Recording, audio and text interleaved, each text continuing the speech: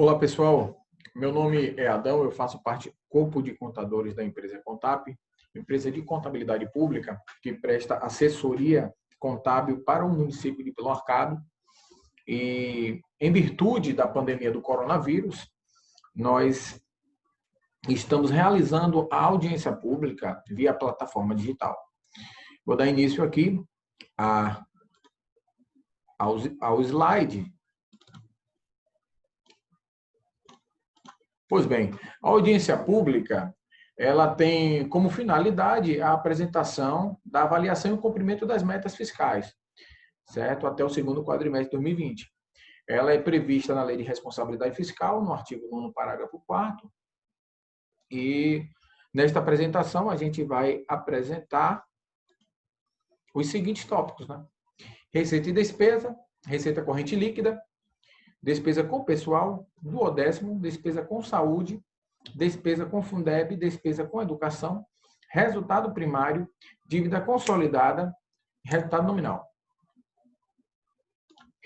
Então, como havia dito, a Lei de Responsabilidade Fiscal está prevista no artigo 9º, parágrafo 4º, e lá está descrito que até o final dos meses de fevereiro, maio e setembro, o Poder Executivo demonstrará e avaliará o cumprimento das metas fiscais de cada quadrimestre em audiência pública. Vamos iniciar falando sobre a despesa, né, a sua execução, a execução da despesa. Então, foi projetado para o exercício de 2020 despesas totais no montante de 100 milhões e foi realizado até o segundo quadrimestre de 2020 o total de despesa no montante de R$ 75.607.553,35. Destas despesas totais, existiu despesas correntes projetadas para o exercício de 2020 na monta de R$ 91.079.000 e foi realizado até o segundo quadrimestre de 2020 despesas corrente no montante de R$ 68.892.816,25. Foi também projetado para o exercício de 2020 despesas de capital no montante de R$ 8.639.000 e foi realizado até o segundo quadrimestre de 2020 um montante de despesa de capital de R$ 6.714.737,10. Houve também a fixação da despesa de reserva de contingência de 50 mil e até o segundo quadrimestre não foi realizado nenhum valor nesta fixação de despesa. Falando sobre a receita, então, da execução da receita, foi projetado para o exercício 2020 receitas totais no montante de 100 milhões e foi realizada até o segundo quadrimestre de 2020 receitas totais no montante de R$ 57.839.381,69. Dessas receitas totais, foi projetado para o exercício de 2020 receitas correntes no montante de R$ 105.978.000 e foi realizada até o segundo quadrimestre receitas correntes no montante de R$ 61.642.597,46. Foi projetado também receitas de capital no montante de R$ 2.254.000 para o exercício 2020 e foi realizado até o segundo quadrimestre receitas de capital no montante de R$ 747.801,89. Então, a gente traz, nesse momento, a relação das principais receitas do município e chamamos a atenção para o montante mais relevante, que são as receitas do FPM, que até o segundo quadrimestre de 2020 foi realizadas as receitas de FPM no montante de R$ 13.329.134,99, que corresponde a 23,5% de toda a receita realizada, né, até o momento. Chamamos a atenção também para o Fundeb, que é o valor mais expressivo, que é a receita mais expressiva até o segundo quadrimestre, que foi realizado no montante de R$ 20.429.513,63, que corresponde a 35,32% de toda a arrecadação até o segundo quadrimestre de 2020. Adiante, temos a receita corrente líquida. É um importante indicador, pois o governo dispõe de cada exercício para fazer frente às suas despesas. Então, ela é formada pelo somatório das receitas orçamentárias correntes, subtraídas pelas receitas redutoras para a formação do Fundeb. Então, a receita corrente líquida ela é calculada do mês em referência. Estamos falando sobre o segundo quadrimestre de 2020, então, agosto de 2020, e os 11 meses anteriores. Então, se inicia o cálculo da receita corrente líquida em setembro de 2019 a agosto de 2020. Então, por esse motivo, temos aqui a receita corrente líquida, né, como um parâmetro de 2019/2020, e foi realizado até o segundo quadrimestre de 2020, receita corrente líquida, no montante de R$ 88.912.373,56. Vamos falar agora sobre a despesa com o pessoal. A despesa com o pessoal tem como base para o cálculo a receita corrente líquida, a que a gente acabou de apresentar. Então, a despesa com o pessoal está prevista no artigo 19 da Lei de Responsabilidade Fiscal, onde o município não poderá exceder os 60% da receita corrente líquida, a seguir discriminados em cada período de apuração. No caso, o executivo não pode ultrapassar 54% e o legislativo não pode ultrapassar 6% da receita corrente líquida. Então, no período 2019/2020, a receita corrente líquida se comportou no montante de R$ 88.912.373,56, e houve despesa até o segundo quadrimestre de 2020, no caso, nesse mesmo período 2019/2020, no montante de R$ 56.465.545,60. O índice que corresponde, né, essa despesa com o pessoal, corresponde a 63,51% da receita corrente líquida. Portanto, acima do limite da Lei de Responsabilidade Fiscal, né, que é 54%, porém, o município tem até o final do exercício para tomar medidas de redução, né, para o cumprimento desse índice. Vamos falar sobre o duodécimo. O duodécimo está lá previsto na Constituição Federal, no artigo 29A, onde o total das despesas do Poder Legislativo Municipal, incluídos os subsídios dos vereadores e excluídos os gastos com inativo, não poderá ultrapassar os seguintes percentuais. Está lá no inciso 1 do artigo 29A. 7% para os municípios com população de até 100 mil habitantes. Então, o repasse de duodécimo, ela toma como base a arrecadação do exercício anterior. Então, foi arrecadado até em 2019, inclusive todos os dados de arrecadação e de repasse anual do duodécimo foi extraído do site do Tribunal de Contas do Estado da Bahia.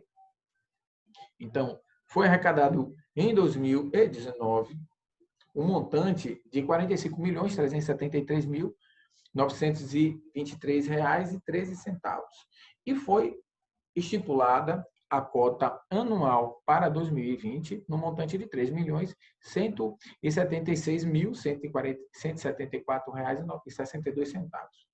Já foi repassado até a presente data, né, até agosto de 2019, um montante de R$ 1.905.000, que corresponde a 59,97% do repasse anual que foi previsto para 2020, ou seja, a cota estabelecida pelo Tribunal de Contas de repasse de duodécimo. Então, vamos falar agora sobre a despesa com saúde. A despesa com saúde, ela está lá prevista na Lei Complementar 141. E os municípios deverão aplicar no mínimo 15% da sua receita própria em gasto na saúde. Então, a Lei Complementar 141, lá no artigo 7º, diz que os municípios e o Distrito Federal aplicarão anualmente em ações de serviço público de saúde no mínimo 15% da arrecadação própria. Então, as despesas com saúde foi arrecadado até o segundo quadrimestre de 2020 um montante de R$ 27.074.509,27. E a aplicação mínima em saúde, ou seja, 15% dessa arrecadação, seria R$ 4.061.174.176,39. Porém, foi aplicado até o segundo quadrimestre de 2020, desculpe, um montante de R$ 6.978.508,95, que representa 25,78% de toda a sua arrecadação. Então, demonstra que o município vem aplicando, com uma folga bem expressiva, o índice da saúde. Adiante, temos despesa com o Fundeb. O Fundeb é o Fundo de Manutenção e Desenvolvimento da Educação Básica. É um fundo criado para juntar os recursos das esferas governamentais e proporcionar o crescimento de uma nova distribuição dos investimentos na educação. Então, o Fundeb, ela tem a sua lei, que é a Lei 11.494, de 2007. Ela é uma lei que foi norteada pelo princípio da anualidade. E lá na Lei 11.494, de 2007, no artigo 22, está previsto que pelo menos 60% dos recursos totais dos fundos serão destinados ao pagamento da remuneração dos profissionais do magistério da educação básica em efetivo exercício na rede pública. Então, temos aqui a planilha para demonstrar o cumprimento do índice do Fundeb. Então, foi arrecadado até o segundo quadrimestre um montante de R$ 20.429.503,63. A aplicação mínima no Fundeb teria que ser de R$ 12.257.702,18. Porém, foi aplicado até o segundo quadrimestre um montante de R$ 14.780.563,68, que corresponde a 72,35% de toda a arrecadação recebida pelo município até o segundo quadrimestre de 2020. Significa dizer que o município vem cumprindo com o índice previsto na legislação vigente. Agora, a despesa com a educação, que é o MDE, que é a manutenção do desenvolvimento do ensino, é uma obrigatoriedade constitucional, e os municípios possuem um grande desafio, todos os anos, foi preciso gastar com responsabilidade, no mínimo 25% das receitas resultantes de impostos e outras transferências constitucionais legais. Então, lá no artigo 202 da Constituição, está previsto que a União aplicará anualmente nunca menos que 18%, e os estados, o Distrito Federal e os municípios, 25%, no mínimo, da receita resultante de impostos, compreendidas a proveniente de transferência na manutenção e desenvolvimento do ensino. Então, a despesa com a educação, nós temos aqui como base para a aplicação deste limite a arrecadação até o segundo quadrimestre, que foi no montante de R$ 42.955.146,92. A aplicação mínima para poder estar cumprindo o índice seria em R$ 22.647.651,21. Porém, o valor aplicado até o segundo quadrimestre de 2020 foi no valor de R$ 25.184.691,26, que representa o percentual de 27,80% de toda a arrecadação até o segundo quadrimestre de 2020 com recursos próprios. Então, também está cumprindo o limite constitucional previsto no dispositivo 22 da Constituição, né? Então, resultado primário. O resultado primário ele é definido pela diferença entre as receitas e despesas do governo, excluindo-se da conta as receitas e despesas com juros. Então, caso a gente tenha uma diferença positiva, teremos um superávit. Se for negativa, teremos um déficit. Para ser mais direto e sucinto nessa apresentação, vou falar de forma sintética. Então, o total de receitas fiscais até o segundo quadrimestre foi um montante de R$ 56.730.035,69. Porém, as despesas fiscais foram um montante de R$ 79.994.395,90. Portanto, o resultado primário foi deficitário, num montante negativo de R$ 23.264.360,21. É importante salientar nesse momento que, por mais que o resultado tenha sido deficitário, a gente deve levar em consideração o saldo bancário que o município iniciou o exercício de 2020, que reflete diretamente no cálculo do resultado primário deste quadrimestre, certo? Então, tanto desse quanto do próximo quadrimestre, ele vai refletir diretamente. Mas isso tudo se deu em virtude do saldo inicial do exercício. E se iniciou o exercício financeiro com um montante bem relevante em conta, com mais de 38 milhões em conta, no município de Pilão Arcado. Então, vamos falar agora sobre as dívidas. Vamos falar sobre a dívida consolidada, que está lá prevista no artigo 29 da Lei de Responsabilidade Fiscal. É o montante total apurado sem duplicidade das obrigações financeiras doentes, assumidas em virtude de leis, contratos, convênios e da realização de operações de créditos para amortização em prazo superior a 2 meses. Então, inicialmente, iremos falar sobre a dívida consolidada líquida. Para a gente chegar à dívida consolidada líquida, vamos demonstrar como é que é feito esse cálculo, né?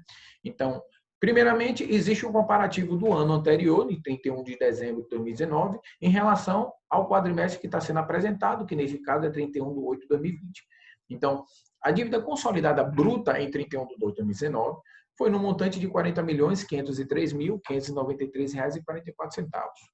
Para o cálculo da dívida consolidada líquida, nós temos que pegar a dívida bruta, reduzir o saldo de bancos e somar com o resto a pagar processado do período, para acharmos a dívida consolidada líquida. Então, em 31 de 2 de 2019, o saldo de bancos foi R$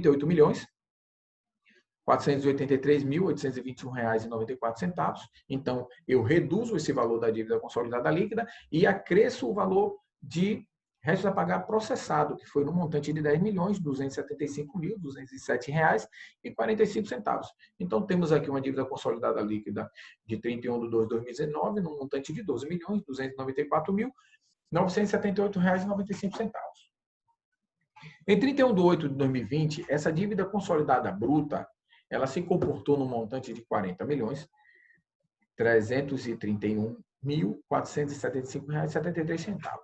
O saldo em bancos em 31 de 8 de 2020, ele estava no montante de R$ 19.273.105,96.